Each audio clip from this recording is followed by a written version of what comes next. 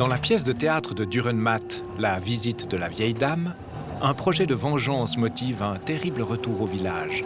Rien de tel dans La visite de la vieille rame, vénérable automotrice numéro 6 et son intrépide voiture, acteur fidèle des premiers jours du Montet-Champéry-Morgin.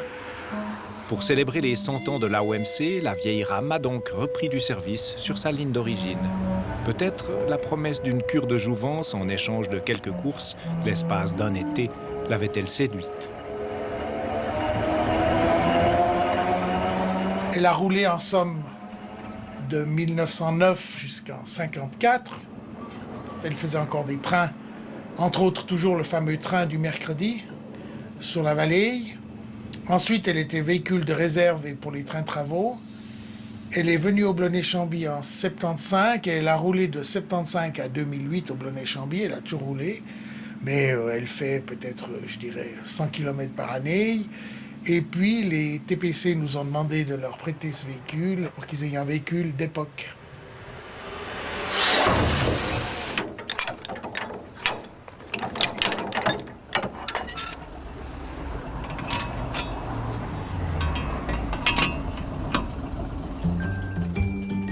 Même si elle a été préservée dedans et tout ça, il a fallu lui refaire un coup de beauté. Donc il faut 4 corps de métier qui se relayent. Il y a des travaux mécaniques. Ouais, il touche, là, c'est bon. Mais ici, il faut que je te tire par les pieds. On a changé les roues, ce qu'on appelle les bandages, qui étaient usés, et on a mis des bandages nouveaux. Il y a des travaux électriques, il y a des travaux de bois et il y a des travaux de peinture. Il y a eu, je dirais, entre 6 et 12 personnes, plusieurs samedis. Et puis Sébastien, le mécanicien, a pas mal travaillé, lui, sur les travaux, je dirais, mécaniques qui demandaient un spécialiste.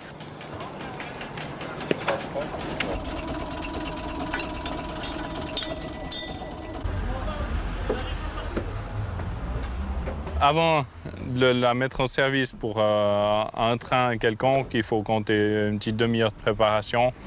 Et puis, une fois tous les mois, plus ou moins, remettre de l'huile un peu partout. Là, il faut bien compter une bonne heure et demie tous les mois.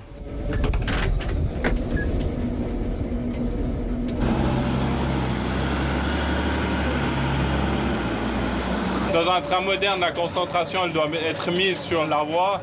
Ici, on doit avoir la voie plus la conduite encore. Quand même, c'est plus difficile. Il y a un certain coup de main à attraper pour le passage des touches. Une certaine concentration à avoir en plus pour la conduite elle-même. On a facilement des courts-circuits qui peuvent se créer si on ne conduit pas de manière impeccable. Il y a eu une fois un coup de feu dans la mise en marche, c'est-à-dire une étincelle qui s'est faite dans les contacts. J'ai pu continuer à rouler, mais il y en a environ pour 2 heures de nettoyage pour un seul coup de feu.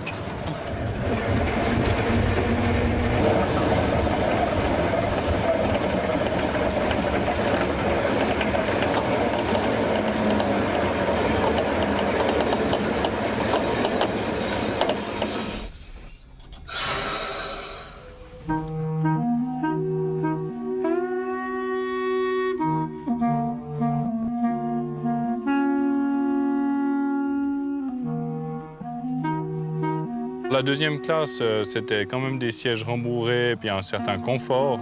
Et puis la troisième classe, c'est le bon vieux bain en bois et puis un minimum de confort. Mais pour se déplacer, ça allait toujours plus vite qu'à pied. Si on pense que le premier chemin de fer électrique en Suisse date de 1892, on voit que la technique était déjà quand même assez au point. Il y a des moteurs à adhérence, des moteurs pour la crémaillère. Donc, c'était déjà 15 ans après les premières applications de l'électricité à des chemins de fer non urbains. C'est déjà un véhicule qui a marché pendant 50 ans sans gros problème. C'est pas une boîte à chagrin. La particularité de cette automotrice, c'est que vous avez un moteur qui entraîne cet essieu adhérence qui lui transmet sa puissance à l'autre essieu adhérence par la bielle. Et l'autre moteur est prévu pour la crémaillère. Donc il n'a rien à voir avec la traction adhérence. Tout ça, c'est des pailles hélices qui nécessitent des réserves d'huile. Et on y met de l'huile en réserve, de façon à ce que cette huile soit à disposition pour lubrifier le paillet. Alors qu'actuellement, le graissage se fait fermer et on ne touche plus d'une révision à l'autre. Tandis que là, à chaque départ, il faut graisser.